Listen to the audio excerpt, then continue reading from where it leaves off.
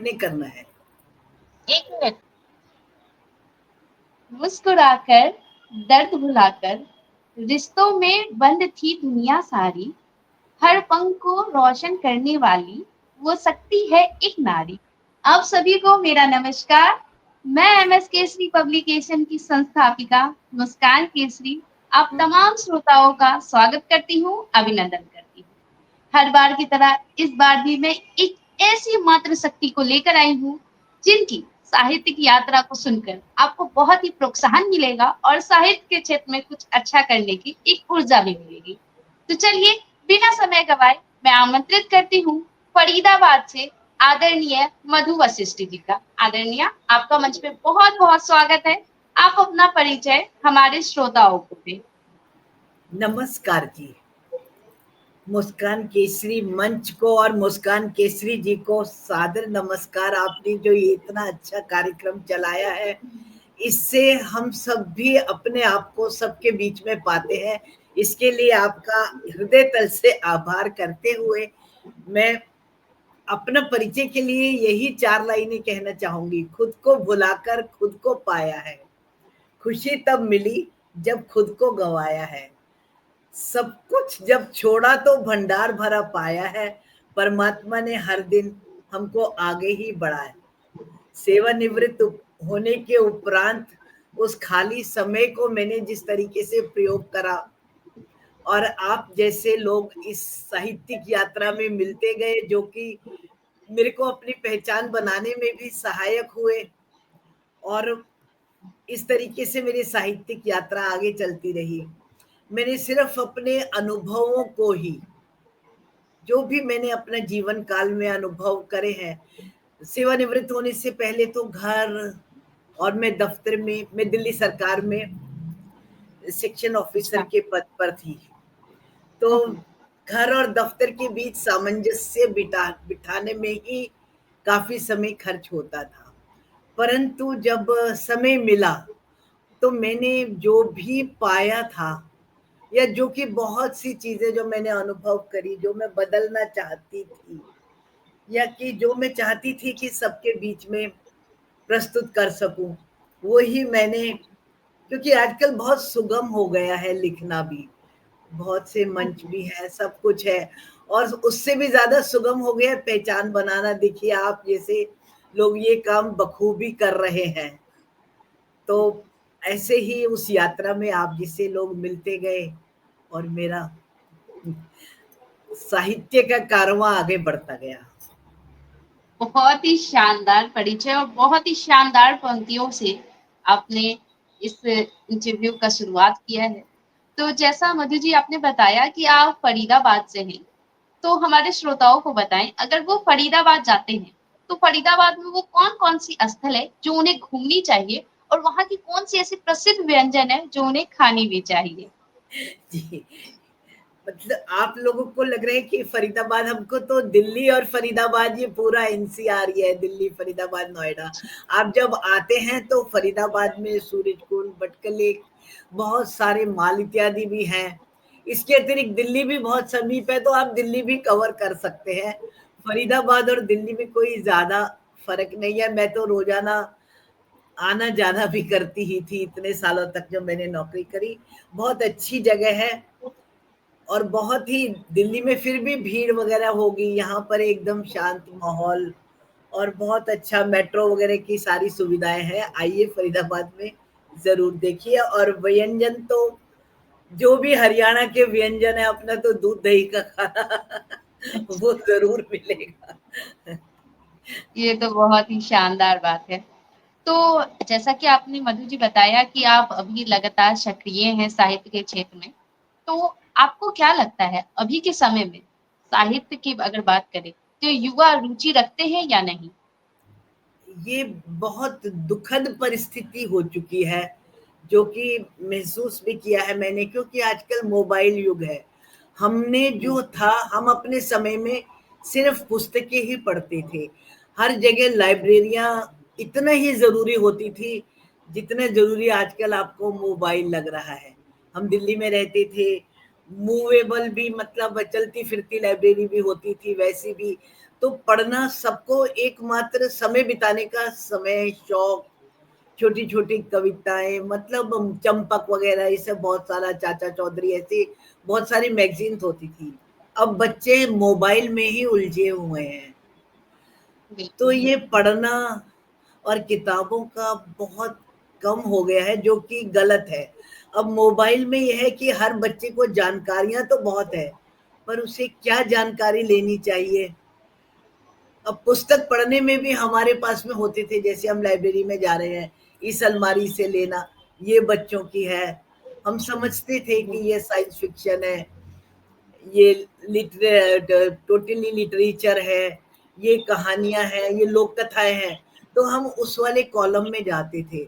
आजकल बच्चों के पास में ये जो रील्स युग, चलो गूगल तक भी समझते, अब ये जो रील्स युग आ गया है, बच्चों की कंसंट्रेशन तो 1 मिनट भी वो एक रील पे नहीं टिक पाते। तो सोचिए, एक किताब पढ़ने के लिए जो चाहिए कम से कम 1 घंटा या आधा घंटा, बहुत बहुत मुश्किल हो गया है। तो बहुत ही। मतलब इसकी वजह क्या है, हम लोग कह सकते हैं, मतलब ये कह सकते हैं कि सोशल मीडिया के कारण आज बच्चे साहित्य में नहीं जा पा रहे हैं, या इसका कहीं ना कहीं स्कूल और शिक्षकों पर भी प्रभाव पड़ रहा है? क्योंकि शिक्षक अगर उन्हें रुचि जगाए, क्योंकि शिक्षक के पास तो बहुत सारे साधन होते हैं बच्चों को तैयार करने के, तो ये भी तो कह सकते हैं कि स्कूल में उस तरह का प्रभाव नहीं होगा, साहित्य के प्रति कोई लगाव नहीं होगा, जिसके कारण बच्चे भटक रहे हैं। जी, आदरणीय जी, अब इसका कारण ये हो सकता है कि केवल और केवल मनोरंजन का एकमात्र विकल्प पुस्तकें नहीं रह गई हैं। और बिल्कुल। पुस्तकें भी रह गई हैं, तो अब पुस्तकों की भी एक सीमा बंध चुकी है कि अगर तुम्हें पढ़ना है, किस क्षेत्र में जाना है, तो उस क्षेत्र के लिए ही पढ़ो। अनर्गल इसको माना जाता है पढ़ने को। तो इसलिए ये पुस्तकें पढ़ने के प्रति लोगों का जागरूकता भी कम हो रही है, थोड़े समय में ज्यादा। अब पुस्तकें पढ़ने का सबसे बड़ा फायदा ये होता था कि हमारी विचार शक्ति दृढ़ होती थी, हम कुछ बिल्कुल। भी विचार कर सकते थे। हम अगर एक सीन देख रहे हैं, तो हम अपने दिमाग से उस सीन को आगे भी बढ़ा सकते थे, या कि पीछे भी। उसके साथ में उसका रंग भी महसूस कर रहे हैं कि यह वाला, ये रंग है, वो रंग है। तो अब बहुत मुश्किल हो गया है ना, कि अब हम लोगों को सारा कुछ बना बनाया मिल रहा है आजकल के बच्चों को, तो उनको कुछ भी सोचने की जरूरत नहीं है। तो सही बात। पुस्तकों से जब वो सोच ही नहीं रहे हैं, गूगल से सारी जानकारी ले रहे हैं, तो अब जानकारी में हमारा अपना संस्कार, हमारा अपना जो हम अपने बच्चों को सिखाना चाहते हैं, हमारे घर का परिप्रेक्ष्य, हम अपने घर के विचार, उससे तो वो बच्चे बहुत ऊंचे उठ चुके हैं। तो हम उनको बिल्कुल। घसीटे, तो कोई भी बच्चा पीछे तो नहीं आना चाहेगा, यकीनन। तो हाँ, माता सही पिता बात। के लिए भी मुश्किल है, और सबके लिए ये बेहद मुश्किल हो चुका है अब। तो अभी तक हमने बात की है पढ़ने की, तो कुछ ऐसे भी तो बच्चे हैं जो लिखना चाहते हैं, बहुत अच्छी रचनाएं लिख रहे हैं, लेकिन उनकी रचनाओं में बहुत अशुद्धियां पाई जाती हैं। तो वो अपनी अशुद्धियों को कैसे सुधार करे, इसके बारे में आप क्या कहेंगे? उसके लिए तो आप इतना अच्छा तो कर रहे हैं, आप जैसे मंच, आप जैसे लोग, ये मुझसे आप क्यों पूछ रहे हैं? आप अपने आप ही कितना हद तक योगदान कर रहे हैं कि नवांकुरों को आप खुद ही लेखक में परिवर्तित कर देते हैं। हमारा समय था जब हम, मतलब मुझे याद है जब 70s में मैंने लिखना शुरू करा था, 60s और 70s के बीच में। उस समय लिखना, अच्छा। लेखन इतना आसान नहीं था। दिल्ली में, हाँ। दिल्ली प्रेस में जाकर के पहले हाथ से लिखना, और टंकण की सुविधाएं, मतलब एक टाइपिंग की सुविधाएं भी इतनी आसान नहीं थी, सबके पास में नहीं थी। तो सुंदर राइटिंग में लिखना, पोस्ट करना, पोस्ट करने के बाद में इंतजार करना, कितना कितना मुश्किल था। और आज जो आप कह रही हैं, बच्चों को तो ये सारा सुविधाएं हैं, जो लेखन करना चाहते हैं, वो तो हाथ में मोबाइल का दुरुपयोग और सदुपयोग मोबाइल का इससे अच्छा सदुपयोग क्या होगा। और आप, आपके साथ में ही अगर जुड़ जाए तो भी कोई नवांकुर लेखक में परिवर्तित हो सकता है। असंगतियां हैं तो कोई बात नहीं, शुरुआत में वो हम सबके मन के भाव होते हैं। वो इतने हिम्मत तो कर लिया कि मन के भाव को लेखन में परिवर्तित करने का शौक तो जगा लिया, और समय के साथ, अनुभव के साथ लिखते लिखते वह अच्छे लेखक में भी परिवर्तित हो जाएंगे। आपका क्या ख्याल है? और आपका सहयोग रहा तो आप तो खुद ही कितने नवांकुरों को लेखक बना चुके होंगे, ये तो आप बेहतर खुद ही जानती हैं। बिल्कुल, बहुत ही शानदार तरीके से मधु जी जवाब दे रही हैं। और वाक़ई एक कलमकार अपनी भावनाओं को दर्शाता है, और जब आपके अंदर अच्छे भाव होंगे, तो अच्छे शब्द भी आ जाएँगे। और अगर आप शब्दों को सजाने में कहीं गलतियाँ हो रही हैं, तो अभ्यास के साथ वो भी सुधर जाएगी। तो बहुत ही ख़ास बात चल रही है। इसी बीच मैं चाहूँगी कि आदरणीय आप अपनी एक प्रस्तुति हमारे श्रोताओं के बीच दें। जी आदरणीय जी, मैं अपने एक प्रस्तुति देती हूँ। मैंने ऐसे ही लिखा था कभी अपने मन में, सुंदर संसार जैसे कि मैं चाहती थी, जब हो अमन शांति जग में, परस्पर हो प्रेम सब में, माता पिता का सम्मान हो, मानवता का उत्थान हो, बच्चों के जी, चेहरे पर खिलखिलाहट हो, प्रत्येक नारी के चेहरे पर मुस्कुराहट हो, आपसी संबंधों में ना बनावट हो, चहु और फूल मुस्कुराते हों, फल अपनी मिठास बरसाते हों, नदियां शुद्ध और स्वच्छ हों, प्रकृति के खुले हुए खजाने भी मदमस्त हो, भंवरे भी गीत गुनगुनाते हों, कमल भी खिलकर अपनी अलग छटा दिखाते हों, ऊंचे ऊंचे वृक्ष भी यूं ही हाथ हिलाते हों, सब प्रत्येक आपस में खुश हों, सुदामा और कृष्ण जैसे मित्र हों, सीमा न तोड़े सागर कभी, परमात्मा को न भूले सभी, आएगा क्या ऐसा समय कभी, जब पैसों की किसी को जरूरत ना हो, किसी के पास किसी चीज की कोई कमी ना हो, सत्य का सब साथ दें, संतुष्ट प्रत्येक जीव हो, आसमान से भी खुशियों की वर्षा बरसे, किसी का मन किसी चीज को ना तरसे, तुलना कभी कोई किसी से ना करे, इंसानियत कभी किसी की भी ना मरे, क्या होगी ऐसी कोई जगह इस जग में, जैसी कि आज मैंने देखी है अपने इस स्वप्न में। बस ऐसे ही लिखा था। बहुत ही शानदार प्रस्तुति आदरणीय। वाक़ई जिस तरह से आप भाव प्रस्तुत कर रही हैं, और जिस तरह से आपका मंचन है, वो आपके अनुभव को दर्शाता है। तो हम जानना चाहेंगे कि आपको ये अनुभव तो लिखने से ही आया, लेकिन आपने साहित्य की पहली नींव कहाँ रखी और कैसे इसकी शुरुआत की? मैंने साहित्य की शुरुआत तो मेरे बचपन से ही हो गई थी। मैंने आपको बताया ना, हमारा वो समय जी, था जबकि समय मिलने पर केवल पुस्तकें ही होती थी, और पुस्तकें पढ़ने का मुझे आरंभ से ही शौक था। और ये भी अच्छा, अच्छी खुशकिस्मती ही हम कहेंगे कि हमारे घर के पास में 3 लाइब्रेरियाँ थी। मिशन की जी, लाइब्रेरी, जिसमें कि हम विवेकानंद का और सारे लिटरेचर पढ़ सकते थे। सरकारी लाइब्रेरी जिसमें कि हम लोक कथाएं इत्यादि पढ़ सकते थे। स्कूल की लाइब्रेरी, और फिर एक और लाइब्रेरी कमेटी जिसमें कि हम ऐसे हमारे को, क्योंकि हम सरकारी में रहते थे तो हमारे को सरकारी लाइब्रेरी की भी सुविधा थी। तो यह सब सुविधाएं हमको थी। तो लेखन का शौक पढ़ते पढ़ते पता नहीं कब आ गया होगा, बड़े होने तक थोड़ा बहुत लेखन अच्छा, का भी शौक आ गया था। फिर लेखन इतना आसान तो ना था, हालांकि मुझे याद है कॉलेज में मैगजीन में छप गए, मैं मिरांडा हाउस से पढ़ा थे दिल्ली के, तो वहां मैगजीन में छप गई तो बहुत अच्छा लगा। उस प्रकाशन के बाद प्रकाशन कराना इतना सरल नहीं था, दिल्ली प्रेस में भेजना या कि वहां भेजना, कुछ गिनी चुनी ही मैगजीन्स होती थी, पत्रिकाओं ने के लिए डालना, फिर इंतजार करना, मुश्किल तो था यात्रा। परंतु फिर घर गृहस्थी नौकरी इनमें उलझ गए।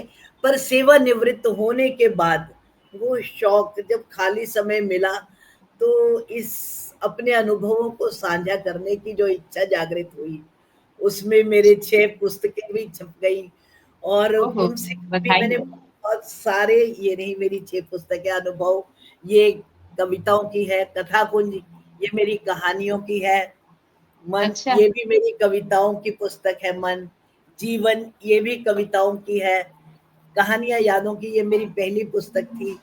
फिर भक्ति सागर, ये सारी पुस्तकें छपी है। और मतलब और भी कुछ, हर वक्त एक लिखना ना अब एक शौक, और ऐसे लगता है कि अपने आप को और समाज का कुछ भी दुख खुशी जो भी लिया है वो देख के जाने को मन होता है। मुझे नहीं पता कौन पढ़ेंगे कौन नहीं पढ़ेंगे, कौन सुनेंगे। जैसे कि आप भी अपना चल रही है यात्रा पर, कौन आपके साथ जुड़ रहा है आपको भी नहीं पता। परंतु बिल्कुल। आपने तो बहुत छोटी उम्र से यात्रा शुरू करी, आपको बहुत बहुत बधाई। आप बहुत ऊंचाइयों तक पहुंचेंगी भी, और हम जैसे लेखकों को भी पहुंचाएंगी, यही कह सकती हूँ। तो पहले तो आपको बहुत-बहुत बधाई मधु जी, और आपकी 6-6 पुस्तकें आई, आप विभिन्न विधाओं में लिखते हैं। तो इसकी कहीं न कहीं वजह पुस्तकें हैं? ये कहा जा सकता है कि आज आप इतनी अच्छी वक्ता हैं या इतनी अच्छी कवित्री हैं, तो इसकी वजह पुस्तकें हैं? बेशक पुस्तकें कहेंगे या अनुभव कहेंगे, या आप जैसे लोगों का साथ जिन्होंने कि हमें अपना समय और वो लगा करके हमको प्रोत्साहन करा और लिखने के लिए। किसी तरह से, जैसे कि मैं स्टोरी मिरर में जब मैंने लिखा तो मुझे मतलब वो अवार्ड मिला। फिर अब भी फर्स्ट रैंक में आया है स्टोरी मिरर में, बीटीएम में। मतलब ऐसे कोई भी मंच वाले आप जैसे लोग कितना सारा सर्टिफिकेट वगैरह देते हैं जो हम फेसबुक पर लगाते हैं, तो एक प्रोत्साहन स्वरूप ही होता है जो कि और लिखने को प्रोत्साहित करते हैं। आप जैसे अच्छे लोग इस यात्रा में मिले हैं, ये भी एक कारण है। नहीं, कहीं न कहीं आपकी काबिलियत भी है, क्योंकि आजकल लोगों को ये लगता है, ये मेरा एक प्रश्न भी होगा आपसे, कि आजकल के लोगों को ये लगता है कि साहित्य बड़ी ही आसान है, कोई भी लिख सकता है। लेकिन साहित्य का बहुत महत्व है हमारे समाज में, हम लोग एक स्तंभ के रूप में देखते हैं साहित्य को, और साहित्य पे ही आधारित है हमारी जीवनी, हमारे जो सामाजिक घटनाएँ हैं। तो ऐसे में आपको क्या लगता है कि जो हम लोग साहित्य जो प्राचीन काल में चलता था या प्राचीन काल से लेके अभी तक जो चल रहा है, उसमें क्या हुआ है? क्या परिवर्तन आया है साहित्य को लेके लोगों के मस्तिष्क में? देखिए, देश काल परिस्थिति के अनुसार सब कुछ ही बदलता है, और बिल्कुल। साहित्य बहुत आसान है। लोग ऐसा समझते हैं, इसमें कोई गलत भी नहीं है। परंतु एक साहित्यकार, सच्चे साहित्यकार की एक जिम्मेदारी होती है। हमारे लिखा हुआ कोई भी पढ़ेगा। आजकल जो ये गंदे साहित्य का, शायद यही आसान वाले भावना लेकर के कोई कुछ भी गंदे विचार भी कहीं पर भी डाल रहे हैं, पटल पर, यहाँ पर, वहां पर, जो कि समाज को अच्छाई की तरफ में, मतलब अच्छाई, सब कुछ ही अच्छा है। इस परमात्मा के राज में कुछ भी बुरा नहीं है। परंतु वो विकास की बजाय में विनाश की ओर में जो जा रहे हैं, जो अश्लीलता और फूहड़ता फैला करके लोगों का विचारों को खराब कर रहे हैं, तो ये एक साहित्यकार की जिम्मेदारी होती है। पहली जिम्मेदारी तो यह है कि वो सबको समाज की सच्चाई से अवगत कराए, और दूसरा, बिल्कुल। कुछ उनकी उलझने हो, वो उनके साहित्य के कारण दूर हो। जैसे कि मेरे को लगता है, मैं कई बार कहानियां लिखती हूँ, बहुत सारी कहानियां मैंने लिखी हैं, और बहुत सारे पटलों पर भी, प्रतिलिपि वगैरह में भी मेरा काफी प्रकाशित भी हुई है। पर जब कोई भी कमेंट आता है उसमें कि आपकी कहानी के बाद में मैंने भी ये बदला, तो बहुत अच्छा लगता है। मेरे ख्याल में यही बिल्कुल। एक साहित्यकार का सच्चा पारितोषिक है। और लिखना सरल है, पर भावना तुम क्या कर रहे हो, यह इतनी सरल नहीं है कि तुम समाज में फैला क्या रहे हो। ये एक कर्म है जो कि आप लोग कर रहे हैं, तो इस कर्म को बहुत सावधानी पूर्वक करवा जाना चाहिए। कुछ भी लिखना, कुछ भी बोलना, यह इतना सरल तो नहीं है। हाँ। बिल्कुल, बिल्कुल अगर है। तो जैसा कि आप विभिन्न विधाओं पे लिखते हैं, आप कहानी भी लिखी हुई हैं, आपने लघु कथा भी लिखा है, मैंने पढ़ा है आपको, और इसके साथ-साथ आप विभिन्न विषयों पर कविताएँ भी लिखती हैं। तो आपको क्या लगता है कि अपने पाठकों के अनुसार, क्योंकि आप एक साहित्यकार को पता होता है कि उसके पास कितने उसके पाठक हैं और किस तरह की रचना लोग पसंद करेंगे। तो आपको ऐसी कौन-सी रचना लगता है जिसका विषय लोगों ने बहुत ही पसंद किया होगा और आप उस विषय को हर बार चुनती हैं? ऐसा तो कोई खास नहीं है, बस जो कि मेरा अंदर जो भी अनुभवों में जो आता है, जो मैं बदलना चाहती हूँ जी। या कि जो भी मैं महसूस करती हूँ, मैं वही विषयों को ही चुनती हूँ।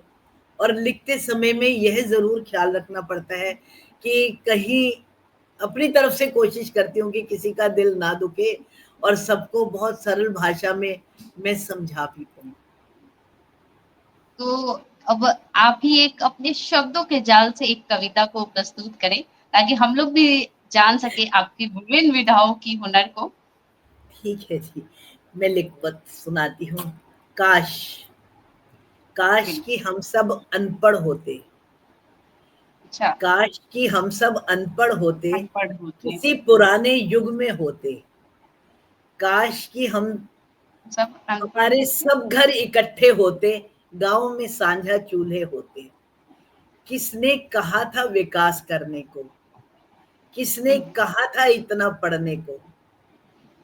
पढ़ाई में भौतिक सुखों का सपना दिखाया, सबसे पहले तो इंसान ने अपना संयुक्त परिवार ही गंवाया। सही बात है। शहर भाग गए घर के बच्चे, गांव हम्म, पूरे सुनसान हो गए। हम्म, तरसती रही निगाहें उनके माता पिता की, उनसे मिले हुए जाने कितने साल हो गए। समय ने अपना खेल दिखाया, भौतिक सुखों का सपना दिखाकर बच्चों ने भी तो अपने बच्चों को विदेशों में पढ़ाया। समय बीत गया, बैठे हैं सब, आज जब संस्कार के लिए भी कोई बच्चा विदेश से ना आया। शहर भी तो वीरान हो गए, हर घर पर गिद्ध सी नजर है संपत्ति के डीलरों की। गिन रहे हैं दिन, वृद्ध जन भी अकेले अपने घर में, बड़े बड़े घर भी तो अब वीरान हो गए। बदल रहा है समय और आगे बदलेगा भी। विदेश जाने वाले बच्चे क्या सुख से जी पाएंगे? बिक रही है चांद पर भी जमी, वो तो यही सोचेंगे कि उनके बच्चे चांद से कब आएंगे। कहीं ऐसा ना हो, इंतजार करते करते चांद को देखते देखते एक दिन वो भी तो यूं ही मर जाएंगे। कहते हैं लोग विकास हो रहा, तो भला विनाश कैसा होता होगा? जीवन खत्म होने के रास्ते तो प्रकृति ने और भी बना लिए। हर पल देखते हैं हम, मर जाते ऐसे ही किसी और कारण से। क्यों कर मरे तुम डिप्रेशन और अकेलेपन से? क्यों कर मरी तुम अवसाद और अकेलेपन से? विकास हो रहा बहुत ही ज्यादा, बेटे ने मोबाइल गेम के चक्कर में माँ को ही मारा। अरे मूर्खों, अनपढ़ ही रहते, क्यों तुमने विनाश को विकास कहकर पुकारा? सही बात। क्या मैम, आपकी रचनाओं के बारे में क्या ही कहे। आपकी रचनाओं में अनुभव दिखता है और जो वास्तविकता हो रही है हमारे समाज में, उस पे आधारित आपकी रचनाएं हैं। और वाकई निःशब्द हूँ मैं आपकी इस रचना के लिए, बहुत ही बेहतरीन। और इसी रचना से एक सवाल है आपके लिए। हम लोग अभी आपके बचपन की कल्पना करते हैं, क्योंकि पहले के समय में लड़कियों को पढ़ाया नहीं जाता था। तो वैसे दौर में आप पुस्तकों को इतना पढ़ रही थी, वो कैसे संभव हो सका? आपके घर में ऐसे कौन से सदस्य थे जिन्होंने आपका समर्थन किया और आपको विभिन्न पुस्तकों पढ़ने का अवसर दिया, और साथ ही आप जॉब में भी आ पाई? जी, मैं सरकारी मकान में ही रही हूँ दिल्ली में। मेरे पिता भी सरकारी ऑफिसर थे और अच्छा। मेरी माताजी भले ही इतना पढ़ी लिखी नहीं थी, परंतु उनकी, मैं और मेरा भाई हम सिर्फ 2 ही हैं। उनकी हमेशा से यही इच्छा थी कि वो नहीं पढ़ पाई तो उनके बच्चे अच्छे पढ़े लिखे हों, और शायद इसीलिए ही उन्होंने कभी पढ़ने से नहीं रोका। और कुछ ये हमारा सौभाग्य ही था कि हमारे आसपास हम जहाँ थे, हम लाइब्रेरियों से ही घिरे हुए थे कि नीचे भी एक लाइब्रेरी आ रही है, मोबाइल लाइब्रेरी भी आ रही है, इधर भी दिल्ली पब्लिक लाइब्रेरी की है, उधर हमारी एक सरकारी लाइब्रेरी है, उधर घर के पास में ही एक रामकृष्ण मिशन वालों की लाइब्रेरी है। इसके अतिरिक्त हमारे, क्योंकि सरकारी बहुत सारे फ्लैट्स थे, तो बच्चे भी जो होते थे, एक भी पुस्तक हमने बहुत सारी मैगजीन्स, चंपक सर, ये जो होती थी चंपक ना, और बहुत सारे कॉमिक्स वगैरह तब जो शुरू हुए थे चाचा चौधरी टाइप के, हम वो भी अदली बदली करके पढ़ते रहते थे। तो जैसे अच्छा। आजकल बच्चों को मोबाइल का है, हमको केवल पढ़ाई का होता था। तो ऐसा भी तो कहा जाता है ना कि एक लड़की का जीवन जैसा मायके में होता है वैसा ससुराल में नहीं होता है। वो ससुराल कैसा मिलेगा, एक लड़की का कुटुंब कैसा मिलेगा, वो उसके भाग्य पे रहता है। तो क्या ऐसा कभी परिवर्तन आया मायके से जब आपकी विदाई हुई, आप ससुराल में आई, तो कुछ परिवर्तन आया या पुस्तकों का वो दौर जो पहले चलता था वही दौर यहाँ पे भी चला? यही परिवर्तन तो हर क्षेत्र में आता है, हमेशा ही आता है, उम्र के हर मोड़ पर आता है। और फिर विवाह होना मेरे, और फिर नौकरी भी करना, और फरीदाबाद से दिल्ली तक जाना आना भी, तो ये सब परिवर्तन तो था ही एक बहुत बड़ा। परंतु अगर ये एक लड़की में ही इतनी इच्छा शक्ति और दृढ़ शक्ति होती है, क्योंकि उसको सब कुछ ही सिखाया जाता है। ये बिल्कुल। उसकी बहुत अच्छी किस्मत है कि वो लड़कियों को, मतलब मैंने ना ऐसा एक जगह, आपको थोड़ा सा टाइम लगेगा मैं आपको बताऊं, मैंने एक जगह पढ़ा भी था कि विदेश में लोग कहते हैं कि ये जो भारतीय लोग हैं ना, ये अपने बेटे और बेटी में फर्क करते हैं। ये अपने बेटों को तो कुछ भी नहीं सिखाते, उन्हें ना खाना बनाना आता है, अगर उनका बीवी उनका सामान ना लगाए तो वो कुछ भी नहीं कर सकते, और अपनी लड़कियों को ये सब कुछ सिखाते हैं। और सही बात। दूसरी बात कहीं तक सही भी है। तो ये लड़की होने का बहुत अच्छा मुझे फ़ायदा ही मिला कि मैंने घर का काम हो या बाहर का बखूबी एक इच्छा और दृढ़ शक्ति से कर पाई। तो मधु जी, मेरा आपसे ये प्रश्न होगा कि बहुत सारी ऐसी महिलाएं हैं जो कहती हैं कि मुझे तो समय नहीं मिला, मैं बच्चों में उलझ के रह गई, या फिर कुछ ऐसी भी महिला होती है जो जॉब करती है, कहती है मैं जॉब करके आई हूँ, मैं थकी हुई हूँ, मैं बच्चे संभालू कि घर संभालू या अपने करियर संभालू। इस तरह की अगर कोई महिला बात करती है, वो कहती है अगर मैं कैसे अपनी प्रतिभा को निखारूं, मैं तो इन्हीं कामों में उलझ के रह गई। तो उन महिलाओं को आप क्या कहना चाहेंगे और उनको क्या टाइम मैनेज करने का क्या सलाह देना चाहेंगी? देखिए, मतलब जो सँभाल रहे हैं, आज भी आपने देखा है कि वो हमारे लड़ाई के बीच में भी हमारा प्लेन किसने चलाया? आज भी आपने देखा है, वो भी तो एक महिला ही है। चाँद पर पहुँचे, वहाँ भी महिलाएँ ही थी। अब अपनी कोशिश अगर आदमी, मन के हारे हार है, मन के जीते जीत। इसमें सही ये, अगर अपना मन है, 24 घंटे से ज़्यादा तो किसी भी महिला या किसी भी पुरुष या किसी को भी नहीं मिलेंगे। और अपने आप को तो अपने आप ही चलाना पड़ेगा, और थोड़ा-सा बिल्कुल। हिम्मत करनी पड़ेगी। जब एक बार बाहर निकलो, अपने उस छोटे से कोकून से जब बाहर निकलोगे, तो बहुत लोग अगर तुम्हारे को तंग करने को भी बैठे हैं, तो बहुत से लोग सहायता के लिए भी बैठे होंगे। अब लेखन बिल्कुल, प्रारंभ तो ये करा है कहा तो जा आप सकता बिल्कुल, तो ये कहा जा सकता है कि जो महिलाएँ बहाना लेती हैं, वो बहाने नहीं करके अगर अब वो अपनी इच्छा शक्ति को समझ लें, अपनी प्रतिभाओं को कैसे पाना है, लक्ष्य को समझ लें, तो सारी चीज़ सरल हो जाती है। तो जी चलिए हाँ, मधु वो जी, बहुत चीज़ें ख़ास आती हैं। बातचीत हो रही है, बहुत ही ख़ास बातचीत हो रही है। इसी के साथ मैं चाहूँगी एक और रचना हमारे श्रोताओं के बीच, क्योंकि आपकी रचनाएँ इतनी बेहतरीन हैं कि कई श्रोताओं का निवेदन हो रहा है कि आपसे रचनाएँ सुनी जाएँ। चलिए, और क्योंकि आपके तो पास 6-6 बुक की कलेक्शन है, तो रचनाओं की भी बिल्कुल आपके पास कमी नहीं है। माँ जी, सरस्वती का पूरा आशीर्वाद आप पे बना हुआ है। तो एक धन्यवाद। प्रस्तुति हम तो सभी के बीच। अब जैसे कि आपने जो बोला बेटियों को क्या समस्याएँ आती हैं, क्या होता है, तो इसी संदर्भ में एक कविता मेरे को याद आई जो मैंने लिखी थी बहुत पहले। ताना, नारी हूँ मैं, ताने से तो जन्म से ही है मेरा नाता, बेटी बनकर आ गई तू क्यों? कितना अच्छा होता जो बेटा हो जाता। ये भी ताना है। बचपन में जब सब बोलते थे, तब तो मुझे कुछ भी समझ ना आता। मैं मुस्कुराती रहती थी यूं ही, और कोई कुछ भी बोल जाता। धीरे धीरे समझ में आई, पढ़ लिख कर सबसे अच्छे नंबर में लाई, फिर थोड़ा घर का काम भी अच्छे से सीख ले, वरना ससुराल से तुझको मिलेगी बुराई। ऐसे भी लोग बोलते हैं, जैसे कि आपने कहा। सीख लिया कंप्यूटर भी मैंने और सीख ली सिलाई।